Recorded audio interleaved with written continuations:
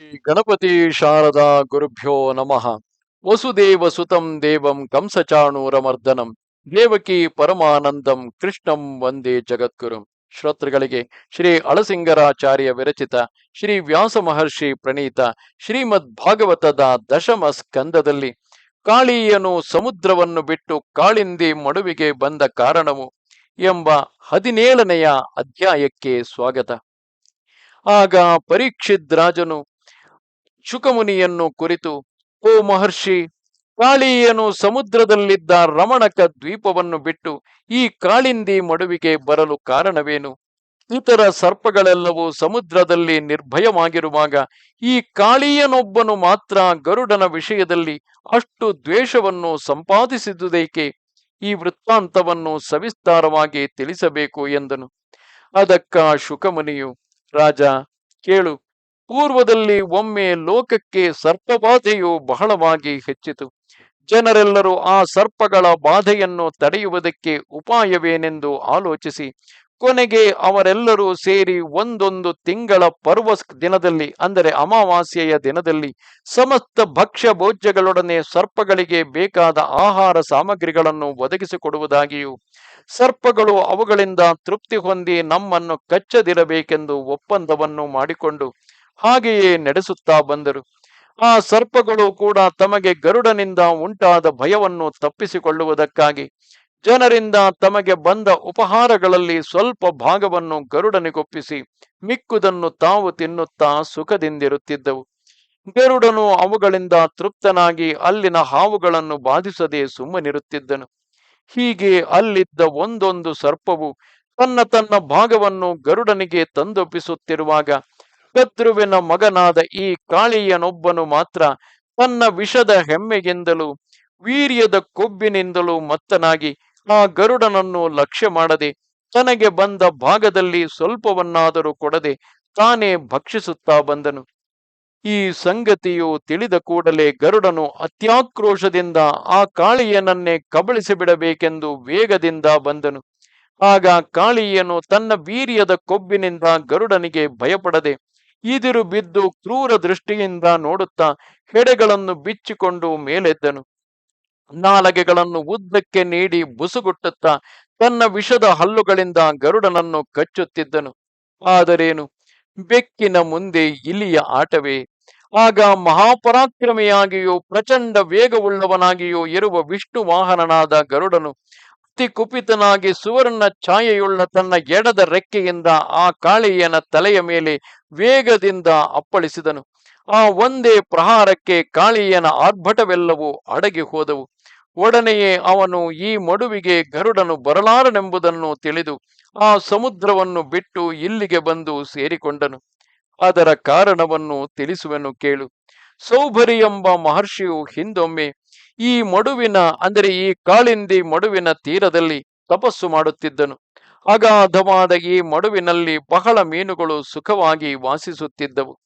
ಗರುಡನು ಸಂಚಾರ ವಶದಿಂದ ಇದರ ಸಮೀಪಕ್ಕೆ ಬಂದಾಗ ಅವನಿಗೆ ಈ ಮಡುವಿನಲ್ಲಿ ಒಂದಾನೊಂದು ದೊಡ್ಡ ಮತ್ಸ್ಯವು ದೃಷ್ಟಿಗೋಚರವಾಯಿತು. ಮತ್ಸ್ಯವು ಗರುಡನಿಗೆ ಬಹಳ ಪ್ರಿಯವಾದ ಆಹಾರವಾದುದರಿಂದ ಗರುಡನು ಅದನ್ನು ಹಿಡಿಯುವುದಕ್ಕೆ ಯತ್ನಿಸಿದನು. ಸರ್ವಭೂತ ದಯಾಪರನಾದ ಸೌಭರಿಯು ಬೇಡ ಬೇಡವೆಂದು ಬಹಳವಾಗಿ ನಿವಾರಿಸುತ್ತಿದ್ದರೂ ಕೇಳದೆ ಗರುಡನು ತನ್ನ ಹಸಿವಿನ ಆತುರದಿಂದ ಅದನ್ನು ಹಿಡಿದು ಭಕ್ಷಿಸಿಬಿಟ್ಟನು. ಆ ಮಡುವಿನಲ್ಲಿದ್ದ ಇತರ ಮತ್ಸ್ಯಗಳೆಲ್ಲವೂ ತಮಗೆ ಪ್ರಭುವಾದ ಆ ಮತ್ಸ್ಯವು ಮೃತ್ಯುವಶವಾದುದನ್ನು ಕಂಡು ಬಹಳವಾಗಿ ದುಃಖಿಸುತ್ತಿದ್ದವು. ಇದನ್ನು ನೋಡಿ ಸೌಭರಿಯು ಬಹಳ ಕನಿಕರಗೊಂಡು ಇನ್ನು ಮೇಲಾದರೂ ಅಲ್ಲಿನ ಮತ್ಸ್ಯಗಳಿಗೆ ಅಪಾಯವಿಲ್ಲದಂತೆ ಮಾಡಬೇಕೆಂಬ ಬುದ್ಧಿಯಿಂದ ಇದು ಮೊದಲು ಎಂದಾದರೂ ಗರುಡನು ಇಲ್ಲಿಗೆ ಬಂದು ಇಲ್ಲಿನ ಮತ್ಸ್ಯಗಳನ್ನು ಹಿಡಿದ ಪಕ್ಷದಲ್ಲಿ ಒಡನೆಯೇ ಅವನಿಗೆ ಮರಣ ಉಂಟಾಗಲಿ ಎಂದು ಶಪಿಸಿದನು. ಈ ಸಂಗತಿಯು ಕಾಳಿಯನೊಬ್ಬನಿಗೆ ಹೊರತು ಬೇರೆ ಯಾವ ಸರ್ಪಕ್ಕೂ ತಿಳಿಯದು. ಈ ಧೈರ್ಯದಿಂದಲೇ ಕಾಳಿಯನು ಇಲ್ಲಿ ವಾಸ ಮಾಡುತ್ತಿದ್ದು ಈಗ ತಿರುಗಿ ಕೃಷ್ಣನಿಂದ ತಾನು ಮೊದಲಿದ್ದ ಸ್ಥಾನಕ್ಕೆ ಹೊರಡಿಸಲ್ಪಟ್ಟನು. ರಾಜೇಂದ್ರ, ಅದು ಹಾಗಾಯಿತಷ್ಟೇ. ಇತ್ತಲಾಗಿ ಕೃಷ್ಣನು ಕಾಳಿಯನಲ್ಲಿ ಅನುಗ್ರಹವನ್ನು ತೋರಿಸಿದುದಕ್ಕಾಗಿ ನಾಗಪತ್ನಿಯರೆಲ್ಲರೂ ದಿವ್ಯವಾದ ಗಂಧ ಪುಷ್ಪ ವಸ್ತ್ರಾಭರಣಗಳನ್ನು ಸಮರ್ಪಿಸಿ ಕೃಷ್ಣನನ್ನು ಪೂಜಿಸುವುದಾಗಿ ಹೇಳಿದನಲ್ಲವೇ? ಸರ್ಪದ ಬಾಯಿಗೆ ಸಿಕ್ಕಿ ಬಿದ್ದಿದ್ದ ಕೃಷ್ಣನು ಹೊಸ ವಸ್ತ್ರಾಭರಣಗಳಿಂದಲೂ ದಿವ್ಯ ಗಂಧಾನುಲೇಪನದಿಂದಲೂ ಅಲಂಕೃತನಾಗಿ ಅಪೂರ್ವ ಕಾಂತಿಯಿಂದ ಹೊರಗೆ ಬಂದಾಗ ಇತ್ತಲಾಗಿ ಅದುವರೆಗೆ ಅವನನ್ನು ಕಾಣದೆ ದುಃಖಿಸುತ್ತಿದ್ದ ಗೊಲ್ಲ ಮಕ್ಕಳ ಸಂತೋಷವನ್ನು ಕೇಳಬೇಕೆ? ಹೋಗಿದ್ದ ಜೀವವನ್ನು ತಿರುಗಿ ಪಡೆದ ಇಂದ್ರಿಯಗಳಂತೆ ದುಃಖದಿಂದ ಮೈಮರೆತಿದ್ದವರೆಲ್ಲರೂ ಸಂತೋಷದಿಂದ ಮೇಲೆದ್ದರು.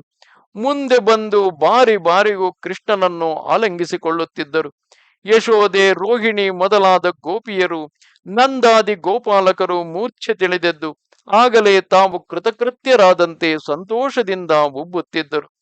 ಅಷ್ಟು ಮಂದಿಯಲ್ಲಿ ಬಲರಾಮನೊಬ್ಬನು ಮಾತ್ರ ಕೃಷ್ಣನ ಪ್ರಭಾವವನ್ನು ಬಲ್ಲವನಾಗಿದ್ದುದರಿಂದ ಮನಸ್ಸಿನಲ್ಲಿ ಸ್ವಲ್ಪವೂ ಕಳವಳವಿಲ್ಲದಿದ್ದು ಕೃಷ್ಣನು ಬಂದೊಡನೆ ಅವನನ್ನು ಆಲಂಗಿಸಿ ತೊಡೆಯ ಮೇಲೆ ಕುಳ್ಳಿರಿಸಿಕೊಂಡು ಅವನ ಮುಖವನ್ನು ನೋಡಿ ನಗುತ್ತಿದ್ದನು.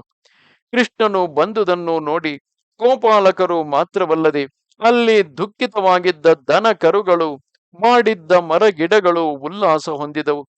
ಅನೇಕ ವೃದ್ಧ ಬ್ರಾಹ್ಮಣರು ಅವರ ಪತ್ನಿಯರು ಸಂತೋಷದಿಂದ ನಂದನ ಬಳಿಗೆ ಬಂದು, ನಂದ, ನಿನ್ನ ಮಗುವು ಸರ್ಪದ ಬಾಯಿಗೆ ಸಿಕ್ಕಿ ಬದುಕಿ ಬಂದುದು ನಿನ್ನ ಭಾಗ್ಯ ವಿಶೇಷವು, ನಮಗೆ ಬಹಳ ಸಂತೋಷವಾಯಿತು ಎಂದು ಸಮಾಧಾನ ಹೇಳುತ್ತಿದ್ದರು.